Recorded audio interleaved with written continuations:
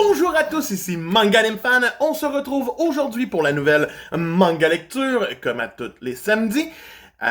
Cette semaine, une plus petite que les dernières semaines, mais c'est pas ça important. L'important, c'est que je vous en parle puis que je vous dise est-ce que j'ai aimé, ce que j'ai pas aimé dans mes lectures. On se retrouve encore dans le même sens que la semaine passée. Vous avez l'air d'avoir plus apprécié cette décoration-là, où c'est qu'on voit une étagère là et les deux qu'il y a là. On voit pas la On voit pas la troisième qui est ici, ni ceux qu'il y a devant moi. On n'oublie pas, on s'abonne, on commente et on like. J'aime vraiment lire vos commentaires. Il y a vraiment des gens qui sont super dans cette mini-communauté qu'on est en train de bâtir. Mais sans plus tarder, allons-y avec la première lecture de la semaine. Le tome 40 de IQ. Donc, déjà 40 tomes, on arrive dans la dernière ligne droite de IQ. L'équipe de volleyball de nos héros est en train de se battre encore contre l'autre équipe. En fait, c'est la même principe que le tome 39, Karazuno versus Camo Médaille. C'est un très bon tome. Le tome 40 va nous mettre Asahi en priorité d'une certaine façon. Même Hinata va avoir des beaux moments. C'est sympathique à voir. Le match continue. Le deuxième set est gagné par Karazuno. C'était évident qu'il fallait qu'on aille au moins en troisième set. Je sais pas comment le match va se finir, vu qu'on arrive proche de la fin, qu'on est encore juste en quart de finale. Je suis intrigué, mais en même temps, j'ai quand même peur de ce qui pourrait arriver dans IQ. Je sais pas, ils peuvent perdre. Ils peuvent perdre. Ça peut être un shonen où c'est que les protagonistes perdent. Oui, je me dis la même chose dans Slam Dunk, je suis d'accord. Mais c'est ma première lecture de Slam Dunk aussi. Je suis content quand je sais pas qu'est-ce qui va arriver. Donc, Donc oui, Asahi a des très bons moments. C'est super sympathique à voir. J'aime vraiment ça. Le tome se lit vraiment bien, remet bien l'ambiance et le stress que peuvent vivre chaque personne durant ce match. Le tome 40 est un plus à avoir. Pour si tu es un fan de IQ. Si t'es pas un fan de IQ, lis pas IQ, mais tu rates quelque chose pareil. Fan de volleyball ou pas, faut lire IQ. Et le tome 40 est la preuve que la série continue d'avoir des beaux échanges, des beaux coups, et que ça reste une très bonne série sportive. Par la suite, j'ai lu l'avant-dernier tome de The Promised Neverland. Ouais, le tome 19. C'est ça. J'ai lu le tome 19 de Promised Neverland. Donc... Non, sans joke. Donc, Emma, Ray et Norman retournent à Gracefield pour aller finir tout ce qu'ils ont commencé. Donc, aller essayer de libérer leurs amis qui sont rendus captifs à Gracefield, affronter la mère grand qui est Isabella, parce qu'Isabella est rendue plus haute, et aller se battre contre le dernier du clan Ratri, qui est Peter. Tout ça dans ce tome à peu près. Wow! Pendant ce temps-là, Sandra et Musica vont fuir la police parce qu'ils vont se faire arrêter et incriminés par la population des démons restants, parce qu'on avait besoin de ça en début de tome. Une mise en place, c'est que tout perd espoir. La première partie du tome, c'est une perte d'espoir. La deuxième partie du tome, c'est on apprend un peu plus sur Isabella, pourquoi elle est devenue mère grand. Ce qui est quand même sympathique de l'avoir parlé avec Peter Ratri. Et après ça, on va repartir sur Emma qui rentre à Gracefield, parce que bien sûr, la moitié du tome n'a pas Emma, Ray et Norman. La deuxième moitié, oui. Ils vont rentrer, ils vont faire « Yeah, on délivre tout le monde! » Puis là, ça arrête plus. Peter est comme « Non, je me suis fait avoir! » Et là, tout d'un coup, Peter fait « Ah, je me suis pas fait avoir. » Et là, il invoque toutes les mamans pour le sauver d'une certaine façon. Et c'est là qu'on apprend que finalement les mamans travaillent plus pour lui parce que leur but c'est de se libérer eux autres aussi. Pourquoi? Parce que ça fait la convenience de l'histoire. C'est le même que c'est censé de fonctionner. Ils sont gentils. T'sais, c'est comme s'il manquait des petits bouts. Oui, les auteurs ont comblé ces vides en faisant des chapitres bonus qui sont pas publiés dans les tomes reliés. Mais c'est ce qui rate un petit peu la coche d'une certaine façon. Tout semble trop aller bien. Même que à la fin, pour sauver Sonju et Musica, on a le vice qui revient. Parce qu'il était pas mort. Il était pas mort. C'est pas important sa mort. Fait qu'il revient et puis il fait genre hey, ils sont good. Puis là, les démons sont comme yeah, ok! C'est trop facile. Trop de facilité narrative dans ce tome-là. Promise Neverland nous avait pas habitués à ça au début. Mais maintenant, plus que l'histoire avançait, plus que la facilité scénaristique s'en venait. Beaucoup moins pire que l'animé. Je dis ça de la saison 2. Mais y a plus rien qui est vraiment un mind game. C'est comme on va foncer puis on va l'avoir, c'est sûr, je vous le dis. Puis c'est le cas. Donc, pas un très bon tome, non. Par la suite, par exemple, j'ai lu le tome 3 de l'excellent Grand Blue! Grand Blue! Grand Blue est une découverte de cette année. J'adore. J'explose de rire par moments. C'est hilarant. Donc, c'est un manga qui nous parle de la plongée sous-marine. Faite par des universitaires. Donc, surtout de la beuverie, des parties et du fun. Cet homme-là va voir nos héros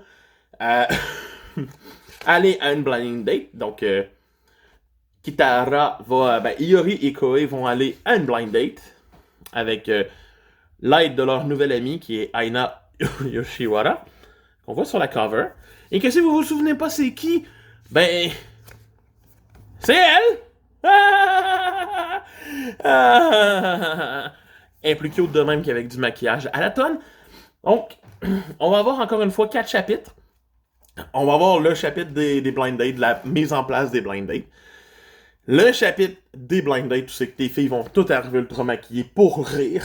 Et que c'est ok, mais sans plus.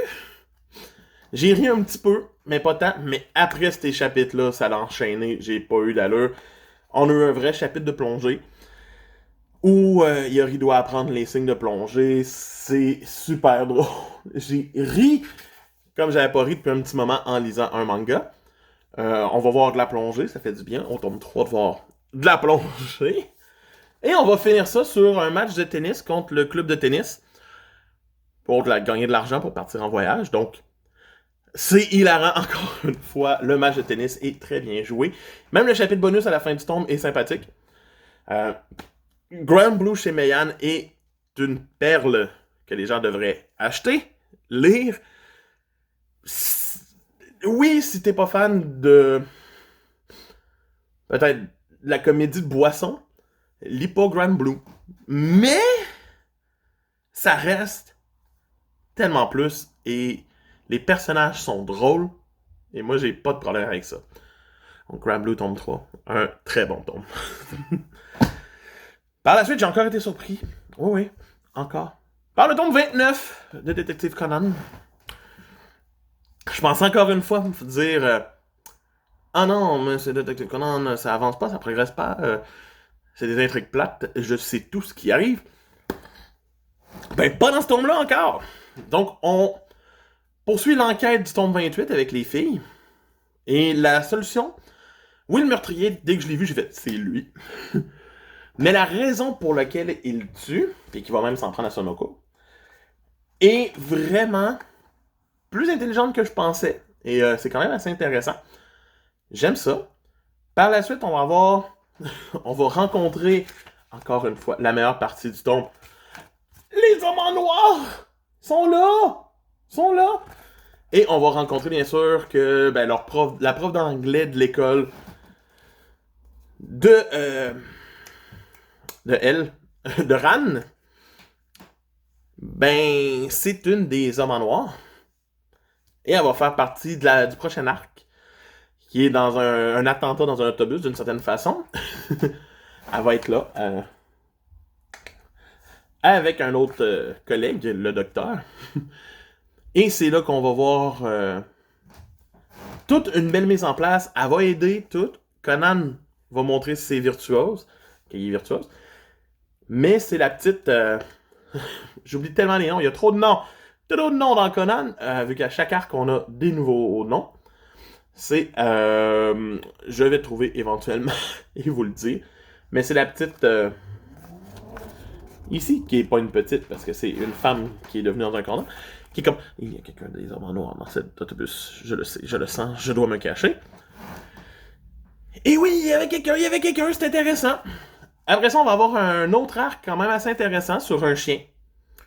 La twist était bonne. J'avais trouvé c'était qui aussi qui allait avoir essayé de quoi. Il n'y a pas eu de meurtre. Ça fait aussi du bien de lire une enquête sans meurtre. Et on se finit ça par une dernière enquête. Le tome 29 se termine sur une enquête et non commence une enquête. Il se termine dessus, c'est fini. On a juste des fins et des débuts d'enquête. Je suis content. J'aime repartir sur le pied neuf à partir d'un nouveau tome. Juste pour ça, ce tome-là est un must. Parce qu'il te laisse pas sur un cliffhanger, genre, j'espère acheter le tome 30 bientôt pour voir comment cette enquête-là finit. Mais non, l'enquête est finie. Et c'est des très bonnes enquêtes, encore une fois. Les meurtriers sont évidents.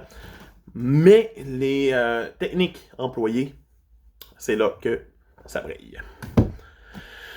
Ensuite, après un an de pause, j'ai enfin lu le tome 5 de Stone Ocean, de JoJo's Bizarre Adventure, Les Aventures de Jolyne. Il était temps! J'avais oublié à quel point c'est le fun de lire du JoJo, puis à quel point c'est mélangeant par moments. Donc on reprend avec le stand de Marilyn Manson, qui essaie de prendre l'argent des paris ratés de Jolyne et son ami. C'est un très beau duel, un peu psychologique, sans l'être, parce que c'est du JoJo, ça reste physique et psychologique. Le duel continue jusque dans un shaft d'elevator, dans un petit ascenseur pour la nourriture. Et ben, Jolyne, c'est sûr qu'elle va gagner. Et va ramasser le disque de son père.